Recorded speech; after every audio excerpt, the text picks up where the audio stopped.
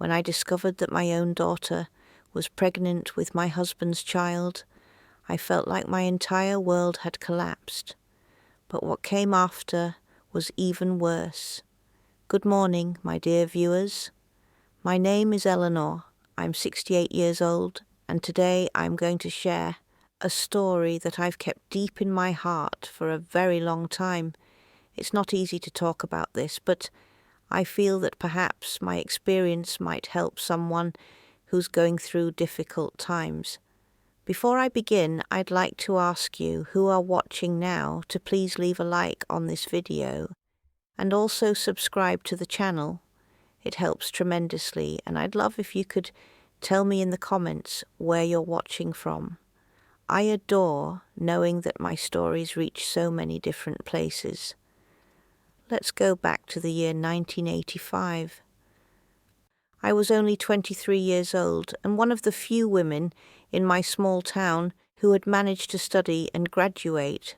I worked as a veterinary technician, something that filled me with pride, even though many people at that time thought women shouldn't work outside the home. A woman's place is taking care of the home, they would tell me. But I always knew I could do more. My husband, Marcus, was 30 and owned a feed supply store that was growing quite well. We met when I returned from the city after graduating. He seemed so different from the other young men in town. He said he admired my intelligence, that he wanted a real woman by his side, not just someone to cook and clean the house. We married after 8 months of dating. It was a simple but beautiful ceremony. I remember as if it were yesterday my simple white dress that I helped design myself. We were happy, at least I thought we were. The only problem in our marriage was that after 3 years of trying, we discovered I couldn't have children. It was a hard blow for both of us. It was then that fate brought Diana into our lives. A young single mother, almost still a girl, appeared at the clinic where I worked with a newborn baby in her arms. She was desperate, unable to care for the child. The father had disappeared as soon as he found out about the pregnancy.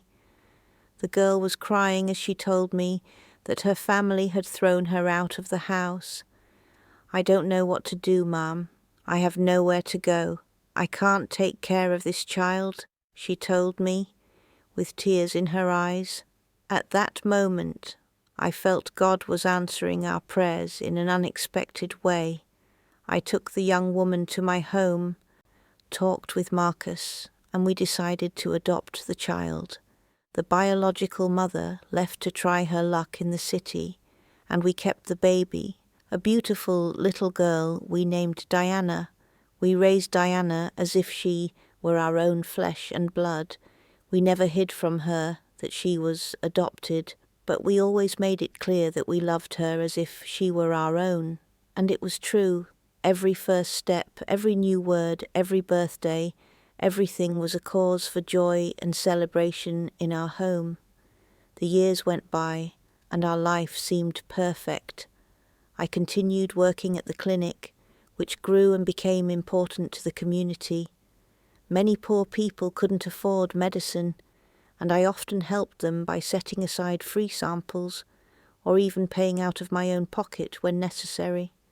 This meant I spent many hours away from home, arriving late, exhausted, but fulfilled. Marcus also expanded his business. Besides the feed supply store, he started selling agricultural equipment, taking advantage of the town's growth. He spent a lot of time at home, as he had employees who took care of the stores while he managed the finances in the office we set up in the back of our house. And Diana grew up and became a beautiful young woman. When she reached adolescence at 16, she had long black hair and green eyes that attracted attention wherever she went. Intelligent, studious, she seemed to have inherited my love for books. Even though we didn't share the same blood, I was so proud of her. At that time, I began to notice some changes in Diana's behaviour. She seemed more distant, sometimes irritated with me for no apparent reason. I thought it was just normal teenage rebelliousness, hormones. Marcus always defended her when we had any disagreement.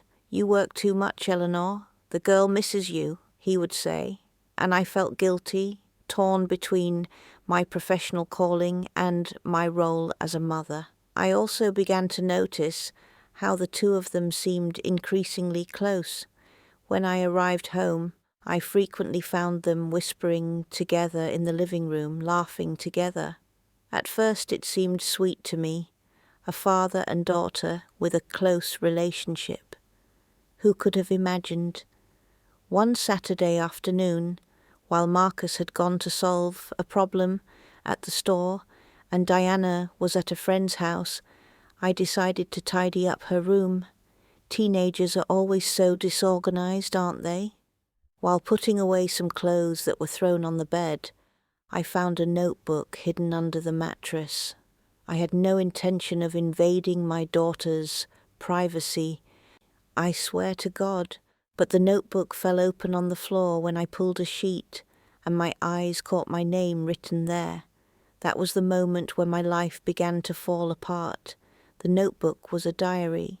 On the pages, in that round, neat handwriting that I myself had taught her, Diana wrote about her feelings for Marcus. They weren't feelings of a daughter for a father. No, they were the words of a woman in love with a man.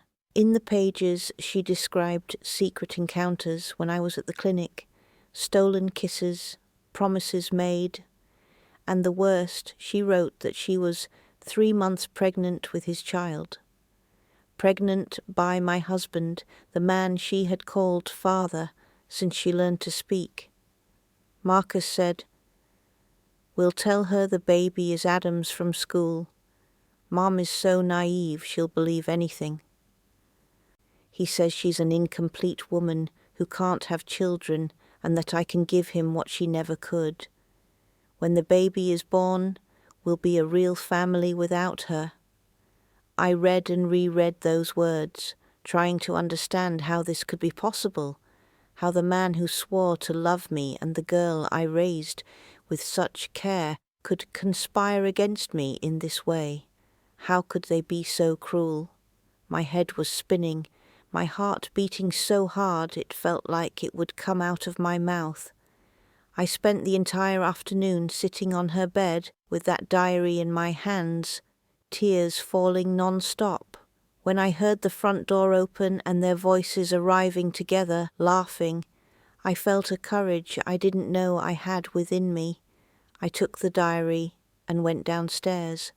They were in the living room, sitting side by side, on the sofa so close that their shoulders were touching. When they saw me with my face swollen from crying and the diary in my hand, the smile disappeared from both their faces. "What's wrong, Eleanor? Why are you crying?" Marcus asked, feigning concern. I didn't answer. I just threw the diary on the coffee table. Diana turned pale when she recognized her secret notebook. Marcus maintained an impassive face, but I saw a muscle twitch in his jaw. It was what always happened when he was nervous. "I want to know if it's true," I said, my voice firmer than I expected. "I want to hear it from your mouths." I waited for them to deny it, to make up some excuse, to say it was all the imagination of a confused teenager. But that's not what happened. Marcus stood up, tall as he always was, and faced me with a coldness I had never seen in his eyes before. "Yes, it's true, Eleanor. We didn't plan for this to happen, but it did. Diana is expecting my child, my flesh and blood child, which you could never give me." I felt as if I had been slapped in the face. I looked at Diana, expecting to see remorse, shame, anything that showed my girl was still in there somewhere. But her green eyes, which once looked at me with love, now overflowed with contempt. "You're never home, Mom. You never had time for us. Always your medications, your clinic, your causes. Marcus made me feel truly loved." "Loved? He's your father, Diana. The man who raised you since you were a baby," I shouted, unable to believe what I was hearing. It was then that she said the words that cut deeper than any knife could. "You're not my real mother. You only raised me because you felt sorry for my biological mother and him. He was never my real father. Our blood is not the same. We're just a man and a woman who love each other." That night, I didn't sleep at home. I couldn't stay under the same roof as them, breathing the same air, feeling the weight of betrayal in every corner of that home I built with so much love. I took only a small suitcase with some clothes and went to the clinic. In the back there was a small storage room where we kept medications, a cramped, damp space with only a narrow window. I improvised a bed with some old blankets and cried until dawn. The sun rose, but for me it seemed the world had ended. How would I continue living after this? How would I look people in the eye in a small community like ours? News travelled fast as the wind. I spent the entire day sitting on the floor of that storage room, unable to eat, unable to think straight. In the late afternoon, I heard knocks on the clinic door. It was Mrs. Davies, an elderly lady who lived near our house and was always quite the gossip. "I came to get my pain medicine, Eleanor, and also, well, I heard about what happened. The whole town is already talking about it." I felt my stomach sink. Of course, they already knew. Marcus probably wasted no time in telling his version of the story, painting me as the villain. "What are they saying, Mrs. Davies?" The old woman looked away uncomfortable. "They're saying that you abandoned your home, that you never gave attention to your husband and daughter, that you lived more for others than for your family. They say that if you had been a good wife and mother, this would never have happened." Each word was like a stab. I was being blamed for my own misfortune. People, instead of condemning a man who got involved with his own adopted daughter, a minor who grew up calling him father, were condemning me for working, for helping those in need, for having a profession, and about Marcus and Diana. What are they saying about them? Mrs. Davies sighed before answering. "They say it's not wrong since the girl is not his flesh and blood daughter. Some even find it romantic. Your husband told everyone that he's going to take responsibility for the baby, that they're going to form a family. He said that you always knew you couldn't have children, and that, even so, you deprived them of a complete family." I didn't respond anymore. I gave Mrs. Davies her pain medicine and closed the clinic as soon as she left. I went back to my improvised storage room and cried until I had no more tears.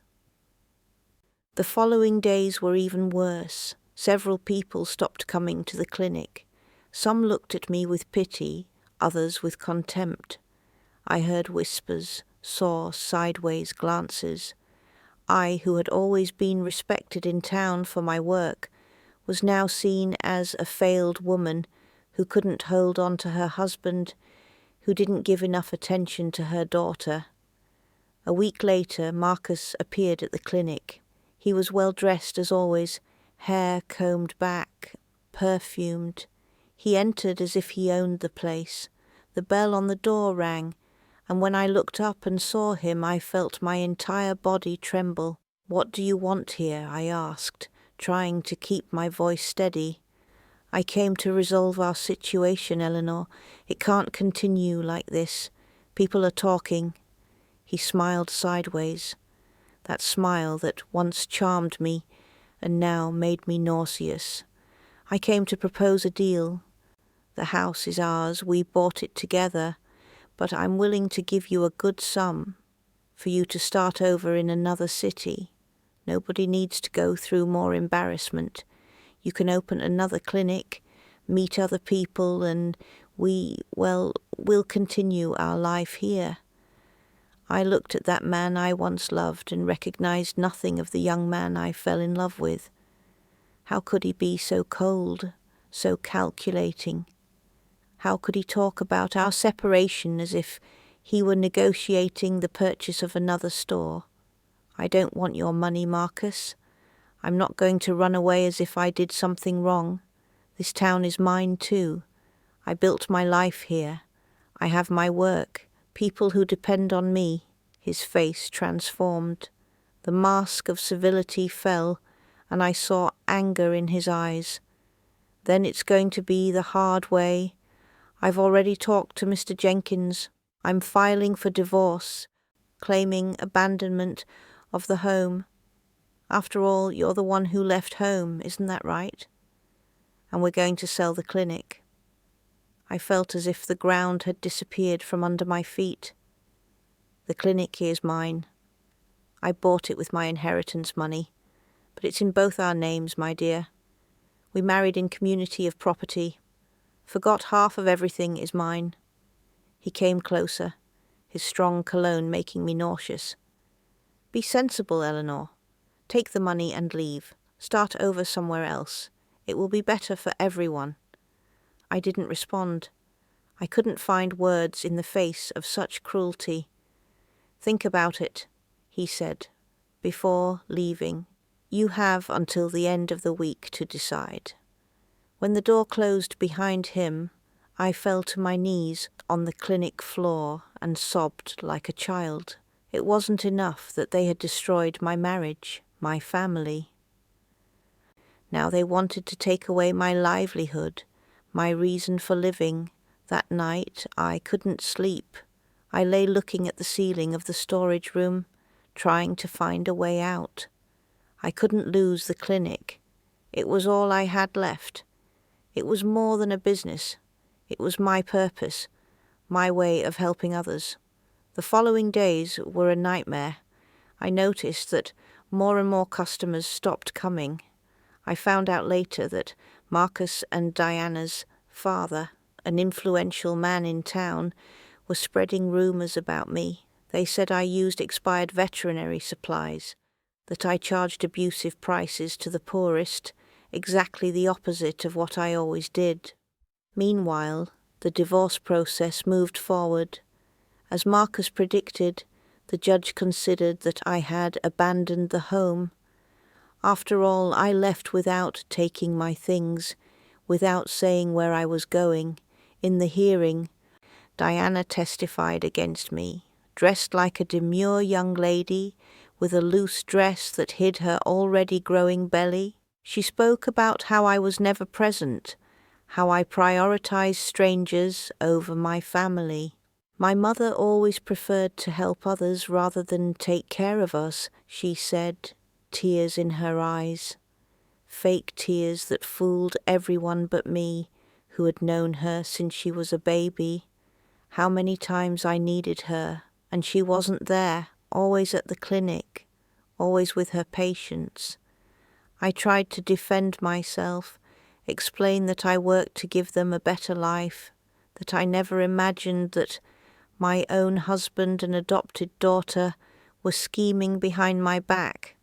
But my words sounded empty in the face of their accusations. In the end, I lost almost everything. The house went to Marcus. Of our assets, I received only a small part, much less than would be fair. And as for the clinic, I managed to keep it, but at a high price. I had to pay Marcus an amount that left me almost destitute. Those were terrible months. The clientele decreased so much that I could barely pay the bills. I had to let go of my only employee and began working alone, opening and closing every day. At night, I continued sleeping in the storage room, as I didn't have money to rent a decent place. The worst was seeing Marcus and Diana around town, arm in arm, her belly growing each day. People seemed to have forgotten that, until a few months ago, he was her father. Now they saw them as a couple, expecting their first child, while I was the failed woman, abandoned, who had lost everything. The baby was born in mid-1988. A boy, I found out from Mrs. Bell, one of the few customers who remained loyal to me. They named him Lucas. My grandson, who would never know me as his grandmother. I tried not to think about it, to concentrate on work, on the few people who still came to the clinic, but at night, alone in my damp storage room, I allowed myself to cry silently, remembering everything I had lost. It was during this time that I seriously thought about giving up, not just the clinic, but life itself. There were days when the despair was so great that I saw no point in continuing. What was left for me? A failing clinic, a destroyed reputation, a family that betrayed me in the worst possible way. I remember one particularly difficult night. It was raining heavily outside, and the storage room's roof had leaks. I put buckets to catch the water, but everything was still damp. Sitting on my improvised bed, I looked at the medicine bottles on the shelves and thought how easy it would be to mix some and end that suffering. I even picked up some bottles, looking at the labels, mentally calculating the doses. As a veterinary technician, I knew exactly what to do to make it quick and painless. But then something happened that changed everything. A strong thunderclap shook the windows of the clinic, and soon after I heard desperate knocks on the door. It was almost 10 at night. Who could it be? I hesitated, afraid. What if it was Marcus coming to finish destroying me? The knocking continued stronger. Finally, I gathered courage and went to the door, holding a piece of wood as protection. "Who is it?" I shouted through the closed door. "Please open up. I need help," answered a female voice I didn't recognize. I opened the door just a crack and saw a middle-aged woman soaked by the rain with a desperate expression. "My name is Olivia," she said, shivering with cold. "My car broke down on the road and I walked here. I saw the light of your clinic. I'm in pain. I think it's my appendix. Do you have any medicine?" I opened the door completely and let the woman in. Olivia was pale, bent over in pain.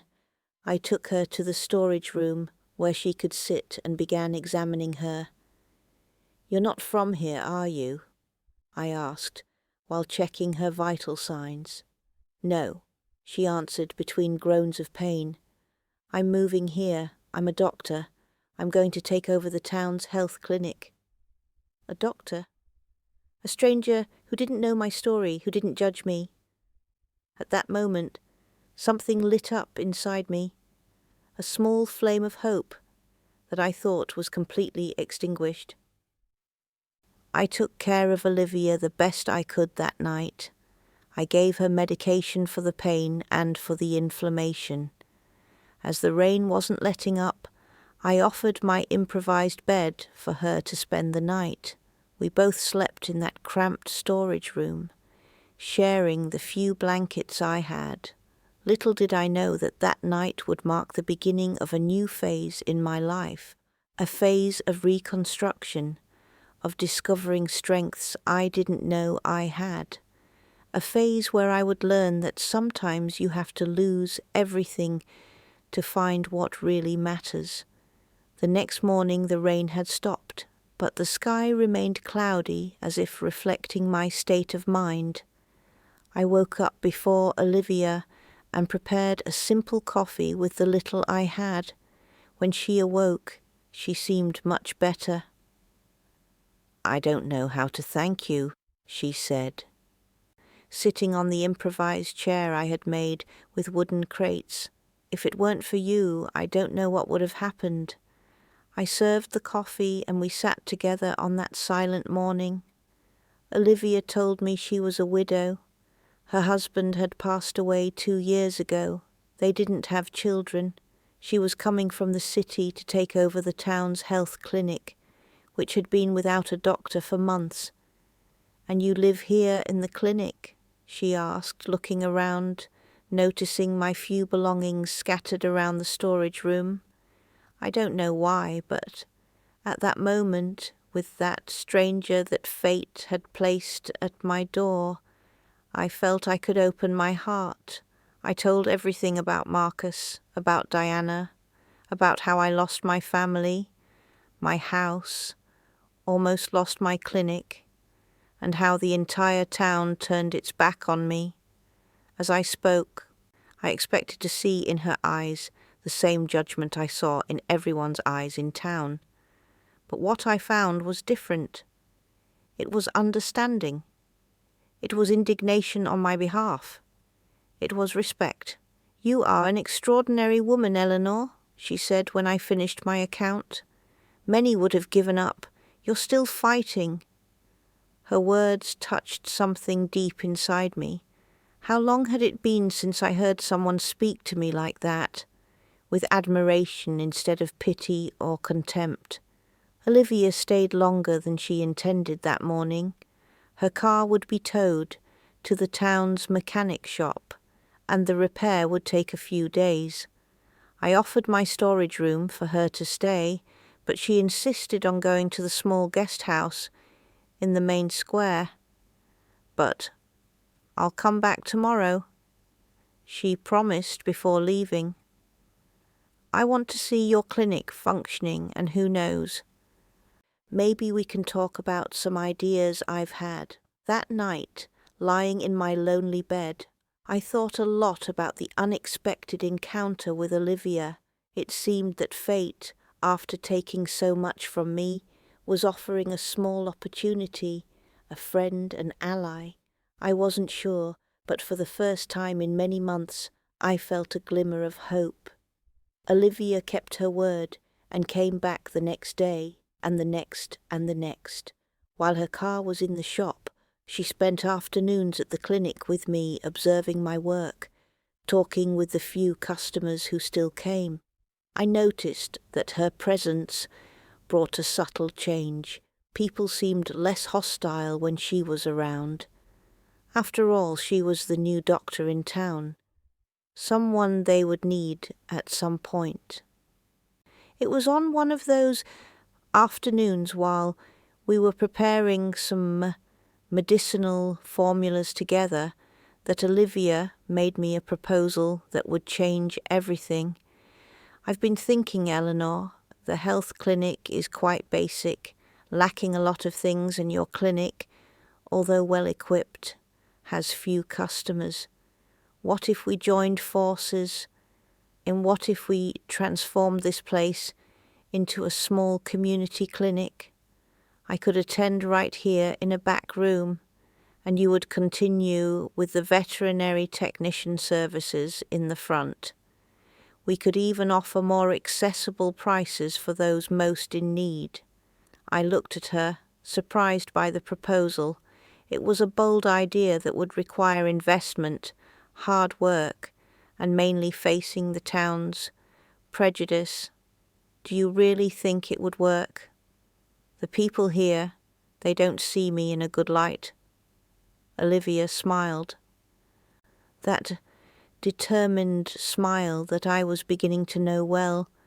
People go where they find good service, Eleanor, when they realize the quality of our work. The past won't matter anymore. Besides, she added with a mischievous gleam in her eyes, "I'm new in town. I don't know anyone. If they start with gossip, I'll pretend I don't understand what they're talking about." I couldn't help but smile. It had been so long since I had truly smiled that my face seemed strange, as if it had forgotten how to make that movement. "And what about the money? We would need to renovate, buy equipment." "I have some savings set aside. And you?" I hesitated before answering. I had a little money hidden. What was left after paying Marcus for his part in the clinic. It was my only security. I have something, I finally admitted. But I don't know if it's enough. We don't need to do everything at once. We can start little by little, expanding as we get resources. The important thing is to take the first step. That night, I couldn't sleep properly. Olivia's proposal spun in my mind. It was risky, certainly, but continuing as I was also risky. The clinic was barely sustaining itself. In a few months, I might have to close the doors anyway. By the morning when Olivia appeared, my decision was made. "Let's do this," I said, extending my hand to her. "Let's create our community clinic." That was how, in October 1988, we began the transformation of my small clinic into the first integrated health centre in the region. We used our savings to renovate the space. The storage room where I lived was transformed into a consulting room for Olivia.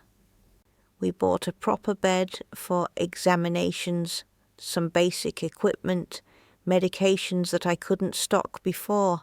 Olivia suggested that I leave the storage room and rent a small room at the same guest house where she was staying. I was reluctant at first. Every penny was precious for our project, but she insisted.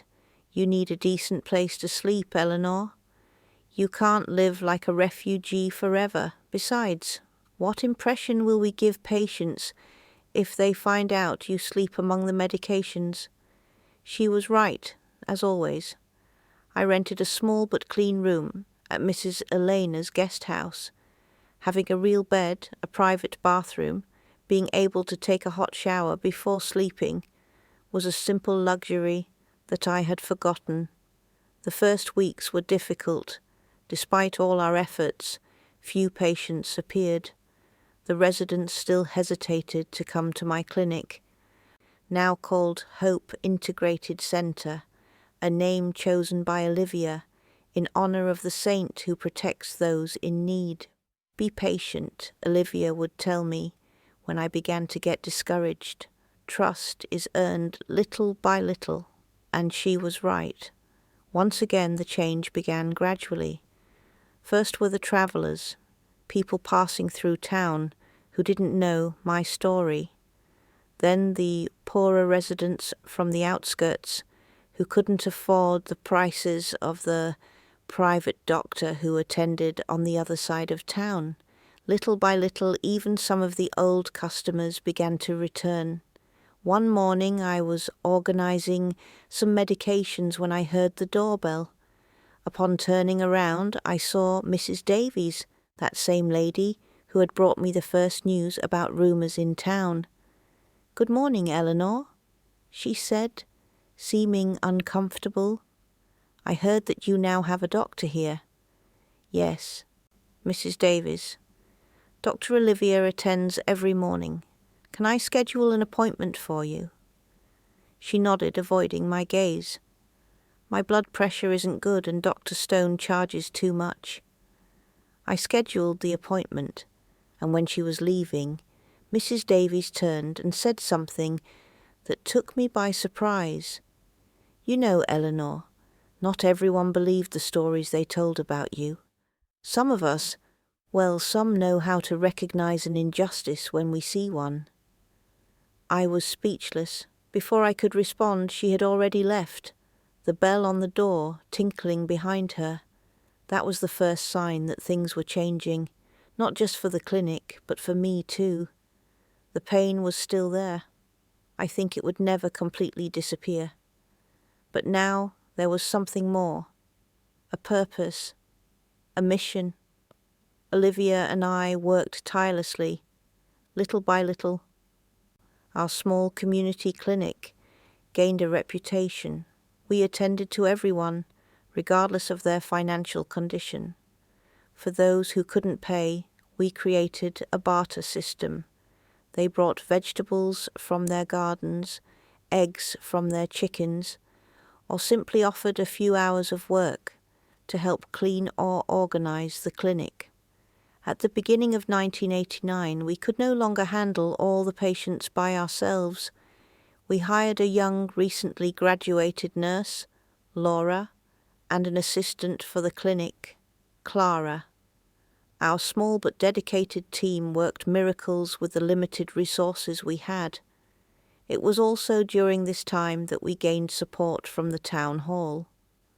The mayor, seeing the good work we were doing, offered a small monthly subsidy for us to attend to the social cases referred by municipal assistants. It wasn't a lot of money, but it helped keep the doors open. Over time, our work began to be recognized even outside the town. Doctors from neighboring towns referred patients to us, especially for consultations with Olivia, who proved to be an excellent diagnostician. I, who was once seen as a failed, abandoned woman, came to be respected again, not for being the wife of a successful businessman or the mother of a beautiful girl, but for my own worth, for my knowledge, for my dedication to the community. At night in my small room at the guest house, I used to reflect on how life takes turns. If someone had told me in those dark days, after the betrayal, that one day I would be happy again, have purpose, I wouldn't have believed it. But there I was, rebuilding my life from the ashes like a phoenix. Of course, not everything was roses. There were difficult days when the memory of what I lost returned with full force. Days when I crossed paths with Marcus on the street, and he turned his face, pretending not to see me, or when I spotted Diana from afar with little Lucas in her arms, my grandson who would never know me as his grandmother. On one of these occasions I was at the market buying groceries. When I saw Diana on the other side of the fair, she didn't see me immediately, and I could observe her for a moment. She looked older than her 24 years, with dark circles under her eyes and a tired expression. The baby in her arms was crying, and she was trying to calm him without success. Our gazes met for an instant. I saw a flash of something in her eyes, remorse, regret, before she quickly looked away and headed in another direction. That brief exchange of looks stayed with me for days. My daughter, whom I had raised with so much love, was now a stranger to me and I to her. What would have happened if I had gone to her at that moment, talked to her, met my grandson? I mentioned this to Olivia one night, while we were dining together in the small kitchen we had installed at the back of the clinic. "You still miss them?" she observed. It wasn't a question but a statement. I miss who they were before, or who I thought they were. It's hard to explain. Olivia covered my hand with hers, a simple gesture of understanding that meant more than 1,000 words. The pain never completely disappears, Eleanor, but we learn to carry it in a different way. It becomes part of us, but it no longer defines us. Olivia spoke from her own experience. Over the months, she had told me about her husband, about how she had lost him to aggressive cancer, about how she had to rebuild her life afterward. We were two women who knew well the bitter taste of loss, but who had chosen to move forward. And so we continued day after day, building something new and meaningful from the ruins of what we had lost. Our small community clinic grew, became a refuge for many, a place of healing, not just for bodies, but also for wounded souls. The storage room where I once thought about taking my own life was now a space where other lives were saved daily. The clinic I almost lost was now a vital center for the entire community, and I, who had been shattered by the betrayal of those I loved most, was rebuilding myself piece by piece. day by day. It was in this process of reconstruction that I discovered a strength within me that I didn't know existed, a resilience that surprised me, and above all, a capacity to love again, not romantic love, but a broader love directed at all those who cross the doors of our clinic seeking help. Each smile of gratitude, each handshake, each God bless you whispered by grateful lips was a small patch on my broken heart, and little by little that heart began to beat again with purpose and hope. Life went on, and I with it. The years passed, and our community clinic grew more than we ever imagined. From a small veterinary clinic with an improvised consulting room in the back, we transformed the space into a respected health centre throughout the region. In 1993, we already had 3 doctors, Olivia and 2 more young doctors whom she managed to attract to our cause, 5 nurses, a small ward for short-term admissions, and even a modest laboratory for basic tests. I no longer lived at Mrs. Elena's guest house. With the savings I managed to make, I bought a simple but cozy small house 2 blocks from the clinic. It was small compared to the mansion Marcus built on the outskirts of town. Yes, he prospered quite a bit in business, but it was mine, my little corner of peace, decorated with plants I cared for myself, with books I loved, with good memories of the new friends I made over the years. On that May morning of 1996, winter was beginning to announce itself, with a fine drizzle and a fog that covered the streets of the town. I arrived early at the clinic, as I always did.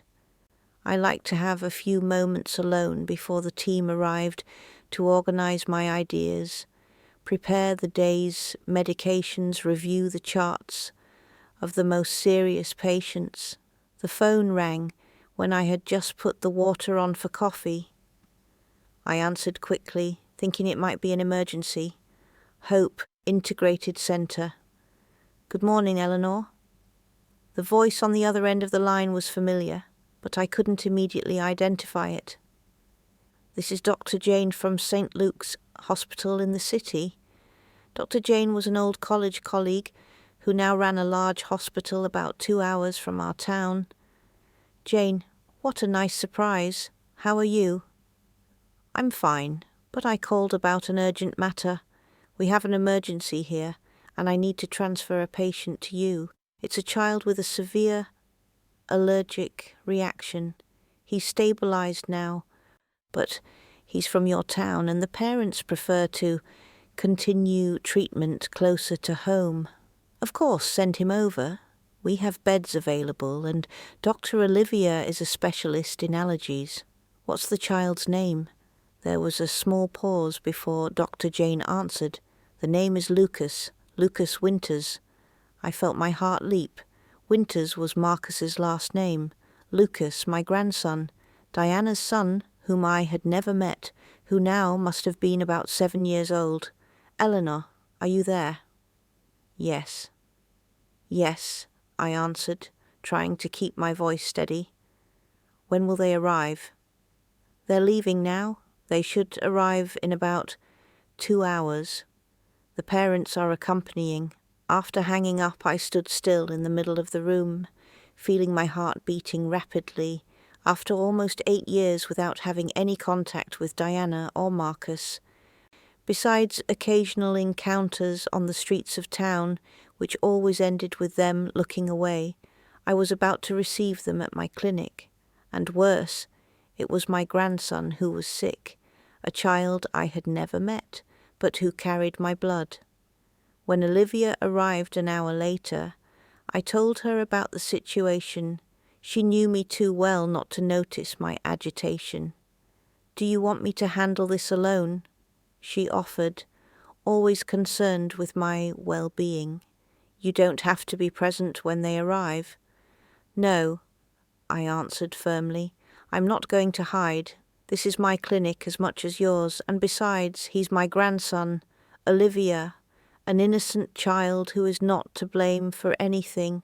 She nodded, respecting my decision, but I saw the concern in her eyes. Olivia knew how much that wound still hurt, even after so many years. The next 2 hours were the longest of my life. We prepared a bed in the pediatric ward, separated the medications that would probably be needed for a severe allergic reaction. We alerted the team, and I tried to keep calm, tried to prepare myself for the moment when I would again see the faces that were once my family. When the car stopped in front of the clinic, I went to the window. I saw Marcus getting out first, older, with some grey strands in his hair, which was previously totally black, but still imposing in his expensive suit. Then Diana got out, now a 24-year-old woman, no longer the teenager I knew, and finally, in her arms, a pale boy with red spots on his face, and arms clearly uncomfortable. "Good morning," I said, keeping my voice professional. "You must be Lucas's parents. We've already prepared everything to receive him. Please come in." Marcus seemed to hesitate for a moment, but concern for his son spoke louder. They entered in silence, following me to the pediatric ward where Olivia was already waiting. The following hours were a blur of medical activities. Lucas had had a severe allergic reaction to shellfish, something that not even his parents knew he was allergic to. At the hospital in the city, they had managed to control the initial reaction, but he would need to be under observation for at least 48 hours since there was a risk of a second reaction. During all this time, I remained professional, helping Olivia, checking the boy's vital signs, preparing the medications. I avoided looking directly at Marcus or Diana, focusing only on the small patient. Lucas was a handsome boy with bright, intelligent eyes, despite the discomfort he felt. He had his father's dark hair and his mother's green eyes. While taking care of him, I couldn't help but think about how it would have been if things were different, if I had been part of his life from the beginning, if he knew me as his grandmother. When night came, Lucas was stable, sleeping under the effect of antihistamines. I explained to Marcus and Diana that only one of them could remain in the room during the night. "I'll stay," Diana quickly said. "You can go home, rest, and come back in the morning." Marcus seemed relieved with the suggestion. He was never very good in hospitals or situations of illness. He preferred to take the folder of hospital transfer documents to analyze at home. "I'll ask them to bring a cot for you," I said to Diana, still avoiding looking directly at her. "And there's a small pantry at the end of the hall where you can prepare coffee or tea if you need it." She nodded, murmuring a thank you, almost inaudible. It was the first word she directed to me since arriving. It was late at night when I finally finished my tasks and was preparing to go home. I passed by the pediatric ward to do a final check on Lucas before leaving. The boy was sleeping peacefully, his breathing much more regular, the red spots beginning to disappear. Diana was sitting next to the bed, looking exhausted. "You should rest a bit," I said softly. "He is stable now. You can lie down on the cot. The nurses will monitor him during the night." She raised her eyes to me, and for the first time in almost 8 years, we really looked at each other. Not as ex-mother-in-law and ex-daughter-in-law, not as betrayed mother and betraying daughter, but simply as two women, one exhausted by the fear of losing her son, the other offering professional comfort. "Thank you," she said again, and this time her voice had a different note. for taking care of him, for everything. I nodded slightly, not knowing what to say. The silence between us was loaded with 8 years of unspoken hurt, of unanswered questions, of a shared story that had ended in the worst possible way. "He'll be fine," I assured, returning to the safe ground of medicine. The reaction was controlled in time. Tomorrow we'll do some tests to confirm the shellfish allergy and possibly identify other allergies. It's important that you know exactly what to avoid in the future. She nodded, and I turned to leave. I was almost at the door when I heard her voice again. "Eleanor." I stopped without turning around. "He asks about you sometimes." I felt my heart tighten. I turned slowly. "Ask about me?" Diana looked away, seeming uncomfortable. "He knows he has a grandma. We don't hide that from him.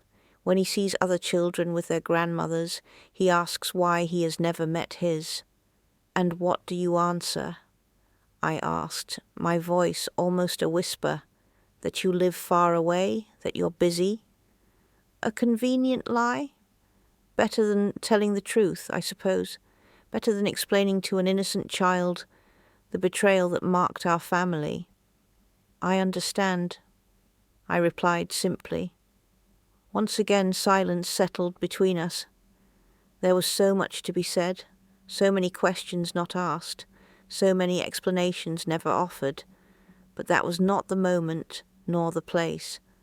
"Rest a bit," I repeated. "Nurse Laura will be on duty tonight. Any change, she'll call the doctor on duty immediately." I left the room and walked down the silent corridor of the clinic. My steps echoed on the floor, marking the rhythm of my agitated thoughts. Upon reaching the front door, I looked back at the long corridor that led to the pediatric ward, where my grandson, yes, my grandson, was sleeping. Fate had strange ways of working. After almost 8 years without any significant contact with Diana or Marcus, it was a medical emergency that brought us together under the same roof again, and not just anywhere, but at the clinic I built from the ashes of my destroyed life. That night at home, I couldn't sleep. I lay looking at the ceiling, reviewing the day in my mind, remembering Lucas's pale little face, Diana's tired eyes, Marcus's distant figure. What would happen now when Lucas recovered? Would we go back to being strangers, avoiding each other on the streets of town, or had something changed with this unexpected encounter? The next morning, I arrived early at the clinic as always. I went first to the pediatric ward. Lucas was awake, sitting on the bed, drinking a glass of juice that the nurse had brought him. Diana was sleeping awkwardly, curled up on the small cot beside the bed. "Good morning," I said softly to the boy. "How are you feeling today?" He looked at me with those green eyes so similar to his mother's, but there was a curiosity, a liveliness in them that reminded me of myself when I was young. "Better," he answered.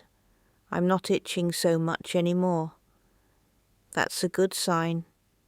I smiled, approaching to check the vital signs on the monitor beside the bed. "The spots are also diminishing." "Are you a doctor?" he asked, observing me with attention. "No, I am a veterinary technician. I prepare the medicines that doctors prescribe." "Like a good scientist who makes careful formulas?" he asked, and there was a gleam of childlike admiration in his eyes that melted me inside. "Something like that." I smiled.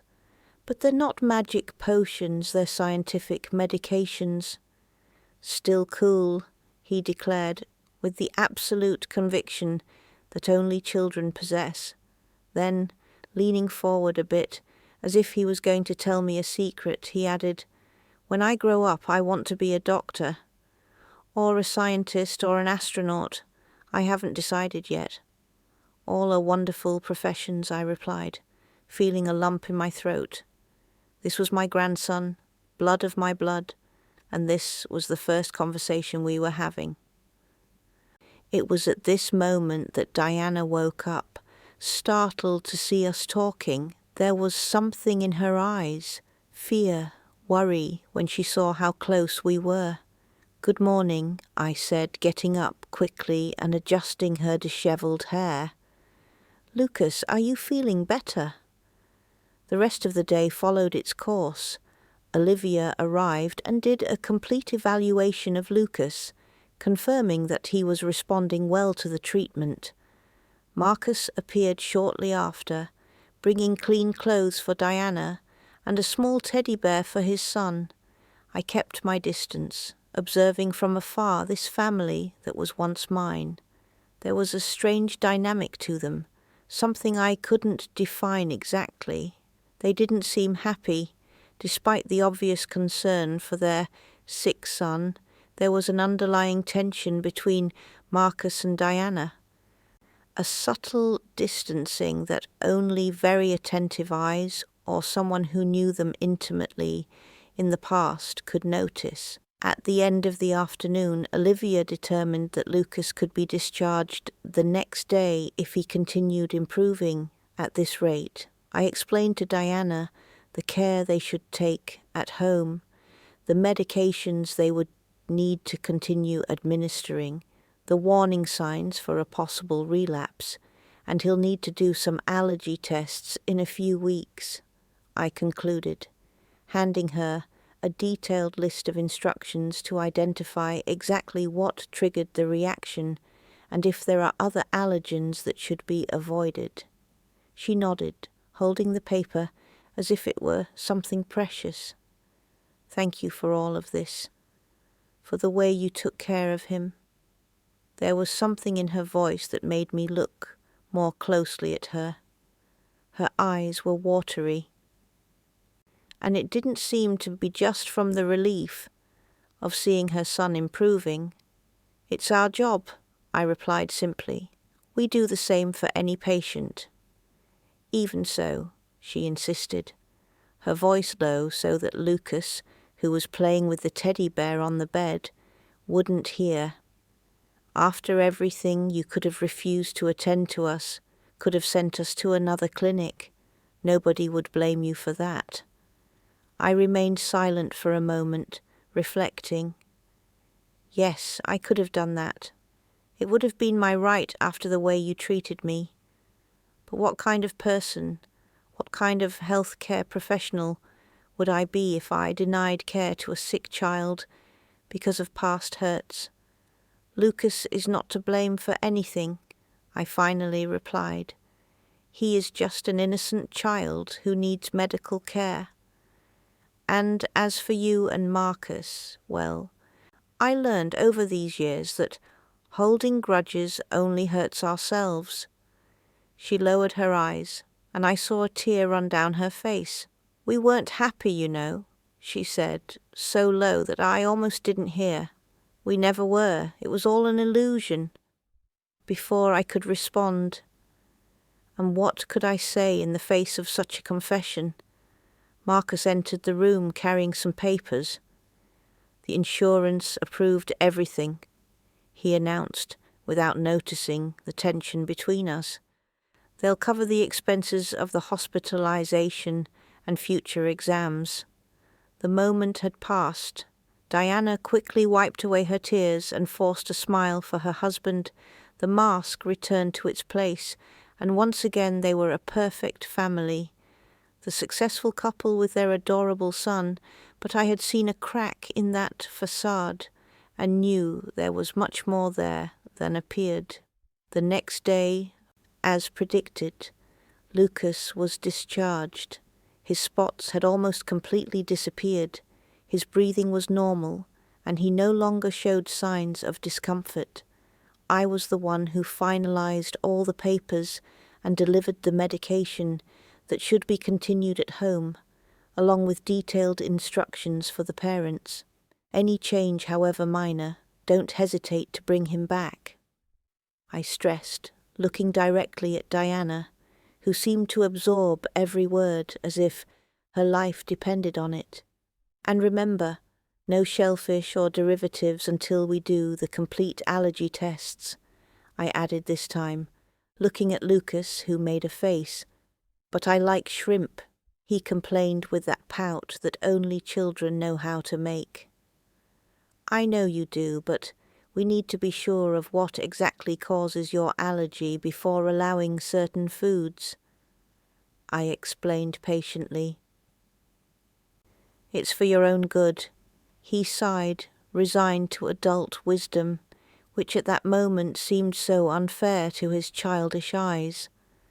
I'll schedule the return for 2 weeks from now, I said to Diana, for the allergy tests. She nodded, and there was something in her eyes, a silent request, an unasked question that I couldn't completely decipher.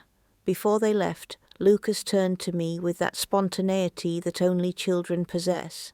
"Thank you, amazing Dr. Lady," he said, with a smile that showed a small gap where a baby tooth was missing. "You're really cool." I felt my heart melt. I smiled back, resisting the urge to hug him, to tell him who I really was. "You are a very brave patient, Lucas. Take good care of yourself." "All right." And so they left. I stood at the door of the clinic, watching the car drive away, feeling a confused mixture of emotions, relief that everything had ended well, sadness at seeing my grandson leave again for a life of which I was not a part, and a tiny bit of hope, tenuous and almost imperceptible, that something had changed with this unexpected encounter. Life followed its course. The clinic continued full, our work more in demand than ever. I tried not to think too much about Lucas, about Diana, about that whole situation, concentrating on the daily tasks that always gave me purpose and satisfaction. 2 weeks passed quickly. On the day scheduled for Lucas's return, I confess I was nervous. I arranged my hair with more care than usual, put on a little perfume, small vanities that I hadn't allowed myself for years. Olivia noticed, of course. She always noticed everything. "You look pretty today," she commented, with a discreet smile when I arrived at the clinic. "Nonsense," I replied, feigning disinterest. "I just decided to get a bit more dressed up." Her smile said she didn't believe me, but she didn't insist.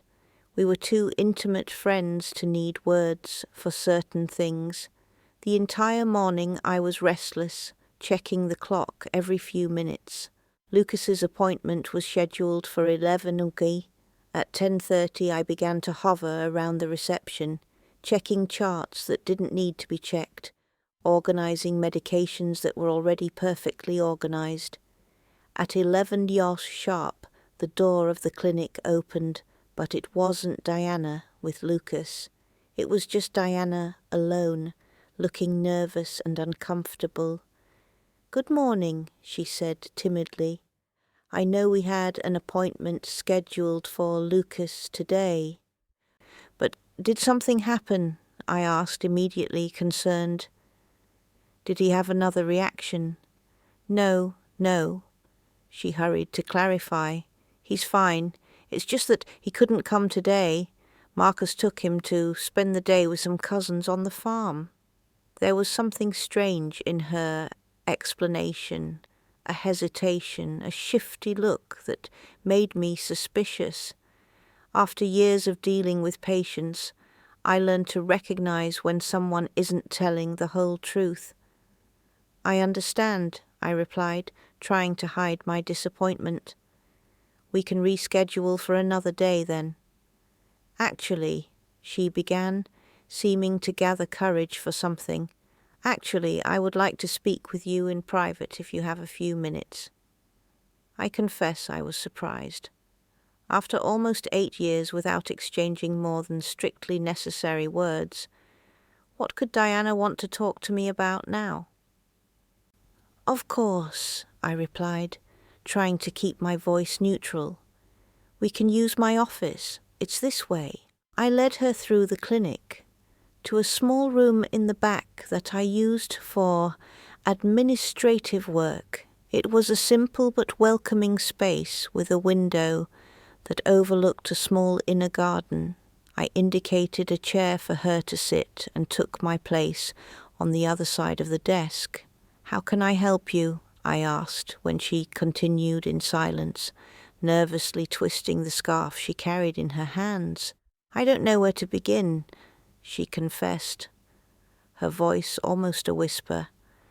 "I've rehearsed this moment in my head for so long, and now that I'm finally here." The words seemed to escape. I waited patiently. Life taught me that sometimes silence is more eloquent than any word. "First," she finally began, "I want to thank you again for how you took care of Lucas, for how you cared for him even after everything." I nodded slightly without interrupting her. "And second, I want to ask for forgiveness." Her voice failed on the last word, and I saw that her eyes were full of contained tears. "Forgiveness," I repeated, the word weighing between us like lead. "I know I don't deserve it. I know that what I did was unforgivable, betraying the trust of the woman who raised me as a daughter, who gave me a home, love, education. There is no excuse for that." The tears now ran freely down her face, and she didn't even try to contain them or wipe them any more. "Why now, Diana?" I asked softly. "After all these years, why come ask for forgiveness now?" She took a deep breath as if gathering strength for what would come next. "Because I can't stand living in this lie anymore. Because I want my son to know his real grandmother, not a fabricated story. Because I'm tired, Eleanor, so tired." Her voice broke at the end, and she covered her face with her hands, openly sobbing. Now I sat observing her, a storm of contradictory emotions inside me. Part of me wanted to comfort her, hug her like in the old times when she was just my frightened little girl with a nightmare. Another part wanted to keep the distance, protect myself from more pain. "We weren't happy," she continued after a few moments, wiping away the tears with the scarf. "We never were. It was all a facade, a lie that we told to others and to ourselves." "What happened?" I asked, unable to contain my curiosity. After I left?" She gave a sad smile without humour. "You mean after we expelled you? After we stole your life, your home, your family? Let's call things by their name, Eleanor. That's what we did." I remained silent, surprised by the brutal frankness. "At the beginning, it seemed like we had won," she continued. "We had the house, the money, the respect of the town, or at least a distorted version of it. Marcus expanded the business, bought more stores, built that ostentatious mansion on the outskirts. I left school, of course. A 16-year-old pregnant girl couldn't continue studying, not at that time, not in that town." She paused, collecting her thoughts. "When Lucas was born, I thought things would improve, that we would be a real family. But Marcus, he was never really a father to Lucas, always too busy with business, always absent, even when he was physically present. And with me, well, I soon discovered that the love he said he felt for me was actually something very different." "Different how?" I asked, though I suspected the answer. "Control, possession.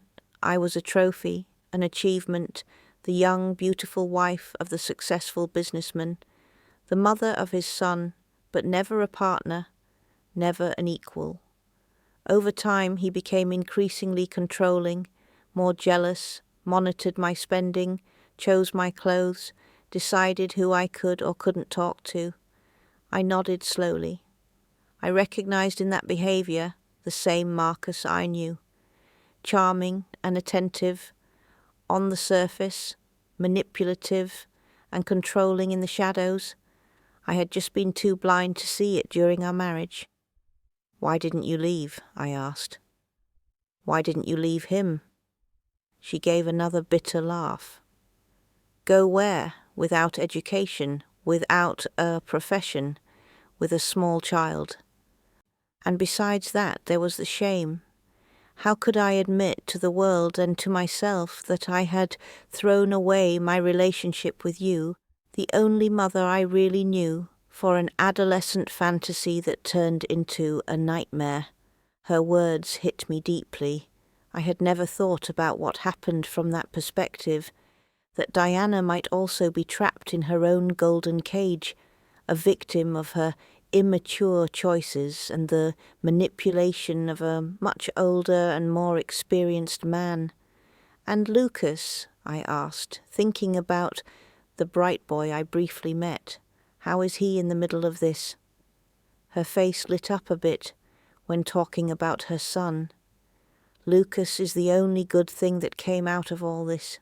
He's so intelligent, so curious about the world, has such a big heart. And you know what's most ironic? He's so much like you, Eleanor. Not physically, of course, but in spirit. The same thirst for knowledge, the same sensitivity towards others. I felt my eyes fill with tears. My grandson, whom I barely knew, carried something of me besides blood. He asks about you," Diana continued, "more than I told you at the hospital. Since he was little, he always wanted to know about his grandma. Why didn't he know her? Why did she never come visit him like the grandmothers of other boys? And what did you say?" I asked, my voice choked with emotion. "At the beginning, we repeated the lie that Marcus created, that you had gone away very far, that you didn't care about us. But as Lucas grew, it became harder to maintain that version. He's very perceptive, you know. He notices when adults are lying." She paused, taking a deep breath. "About a year ago, I began to tell pieces of the truth. That you lived in the same town, that you were a respected veterinary technician, that you helped many people. I didn't tell everything, of course. He's still a child, but I stopped painting you as the villain. And Marcus, what did he think of this?" Her face closed a bit. "He doesn't know. Lucas and I have our secrets, including his hospitalization in the city. Hospital wasn't accidental." I frowned, not understanding. "What do you mean? Are you saying the allergic reaction was intentional?" "No, of course not," she exclaimed, horrified. "The reaction was real. He really ate shellfish without knowing it had shellfish and had an allergic crisis. But we could have taken him to the local hospital or any other clinic. I chose to take him to the city, to the hospital where your friend Dr. Jane works, precisely so that he would be transferred here afterwards." I was open-mouthed at the revelation. "You planned all this so that I would meet Lucas." She nodded, seeming simultaneously ashamed and determined. "I needed an excuse to come here, for you to meet him, to initiate this conversation. Marcus would never allow it if he knew. He still hates you, Eleanor. Hates what you represent, the woman who moved on, who built something significant without him, who is respected for her own merit and not as an extension of him." I remained silent, digesting all of that. It was a lot of information, a lot of emotion at once. "And now," I finally asked, "what do you want, Diana? What is the next step in this elaborate plan?" She straightened her shoulders as if gathering courage. "I want Lucas to know his real grandmother, without lies, without pretenses. I want you to have a relationship, and I'm willing to confront Marcus for it if necessary, even if it means ending my marriage." Yes, as I said, we're not happy. We never were. And Lucas deserves more than to grow up in that cold house full of rigid rules and appearances to maintain. I saw in her eyes a determination that reminded me of myself years ago when I decided to rebuild my life from the ashes. Perhaps Diana was no longer that immature and manipulable teenager I knew. Perhaps she had finally grown up amidst all that pain. And you, I asked, what do you want for yourself beyond that? She seemed surprised by the question, as if she had never really thought about it. I don't know, maybe go back to school. I always wanted to be a teacher, before everything happened. I like children, teaching them, but Marcus always said it was too much work for too little return. I recognized in those words the same man who once tried to dissuade me from continuing with my clinic, who said my work was an expensive hobby and not a profession. It's not too late, I said softly. It's never too late to start over. Our hands were on the table a few inches apart. In a gesture that surprised us both, Diana extended hers, touching my fingers lightly, like a child testing the water temperature before entering. Do you forgive me? She asked, her voice almost a whisper. After everything we did, all the suffering we caused, can you forgive me? I looked at that woman in front of me, no longer the girl I raised, no longer the teenager who betrayed me, but an adult woman carrying the weight of wrong choices and seeking a path to redemption. Forgiveness, I replied slowly, isn't something that is granted all at once, like a wrapped gift. It's a process, a path that we walk day by day. I'm still on that path, Diana. I can't promise that it will be easy or fast, but I'm willing to try for Lucas and maybe also for us. A solitary tear ran down her face, and this time it was a tear of relief, of hope, not of despair. It's more than I deserve, she said simply. That day we made an agreement. Lucas would begin to visit me regularly so that we could build a grandmother and grandson relationship.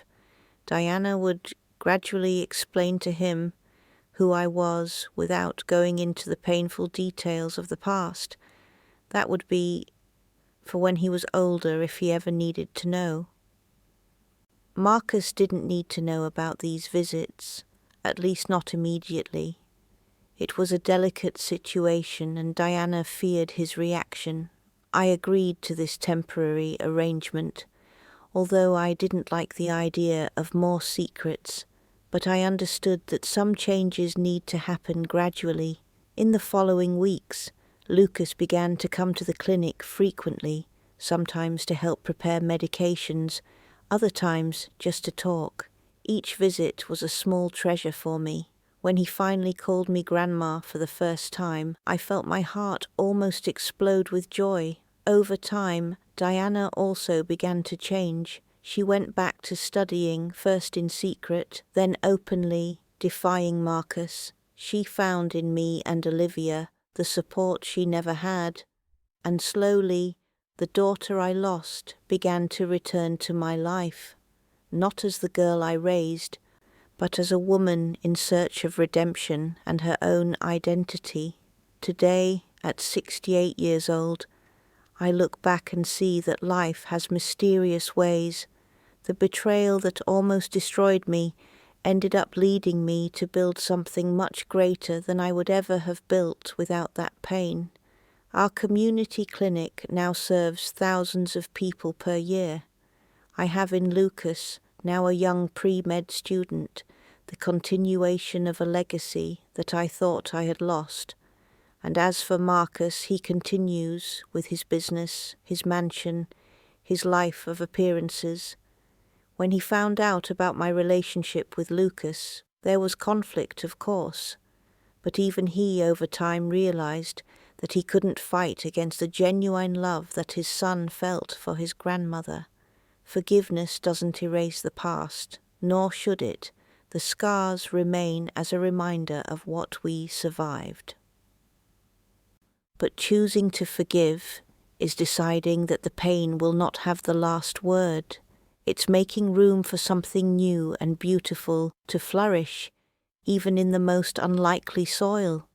If you're watching this video and going through your own storm, remember the sun will shine again. Maybe not today, maybe not tomorrow, but one day you'll look back and see that even in the darkest moments, you were walking towards the light. Thank you for listening to my story. Please leave your like on this video. Subscribe to the Grandma's Diary channel for more stories of life and overcoming. And tell me in the comments where you're watching from. I would love to know that my story reached so many different places. Until next time, my dears. Eleanor?